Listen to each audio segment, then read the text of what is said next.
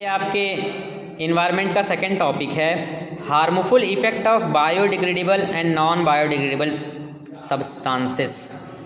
कहने का मतलब ये है कि अगर बायोडिग्रेडेबल वेस्ट डिकम्पोज होते हैं या फिर नॉन बायोडिग्रेडेबल वेस्ट डिकम्पोज होते हैं तो उनका क्या प्रभाव आता है, क्या उनका इम्पैक्ट अच्छा होता है या फिर उनका इम्पैक्ट ख़राब होता है, क्या वो हमारे इन्वायरमेंट के या नेचर के ब्यूटी को मेंटेन करते हैं या फिर हार्मफुल इफ़ेक्ट प्रोवाइड करते हैं। तो इसी के बारे में हमें इस टॉपिक में डिस्कस करना है।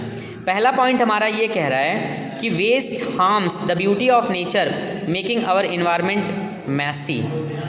आपको एग्जाम्पल के तौर पे हम ये बताएंगे कि एक एनिमल है, अगर वो डेड कर गया है तो जब उसकी बॉडी डिकम्पोज होती है तो आप ही बताइए कि वहाँ पर कैसी स्मेल आती है। मैं ये नहीं कहूँगा कि कमेंट करके बताइए, आप बस अपने आप में आंसर दीजिए कि कैसी स्मेल उस टाइम पे आती है। इट मीन्स दूसरा पॉइंट हमारा ये कह रहा है when these waste broken down they create a bad smell and spread to nearby places। अगर कहीं पे एक एनिमल डेड कर गया है, आप वहाँ से गुजरिए या नियर बाय कहीं पे भी रहिए तो स्मेल बड़ी गंदी आती है। अब आपको खुद को पता होगा।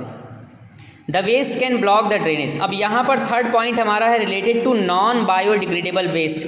For example plastic, paper bags, अगर आप नाली में इसको डंप कर देते हो तो आप देख पाओगे कि non biodegradable waste drainage system को ब्लॉक कर देते हैं और ड्रेनेज सिस्टम को ब्लॉक करने की वजह से पानी वहीं पे इकट्ठा हो जाता है, जिस वजह से मॉस्किटो कि इट मीन्स मॉस्किटो वहाँ पे डेवलप होते हैं और मॉस्किटो के डेवलप होने की वजह से यहाँ पर डिजीज़ फैलती है, आपकी मलेरिया और डेंगू, और इसका बहुत बड़ा इम्पैक्ट ह्यूमन की लाइफ पे पड़ जाता है। तो ये हमारा था harmful effect of biodegradable and non biodegradable substances.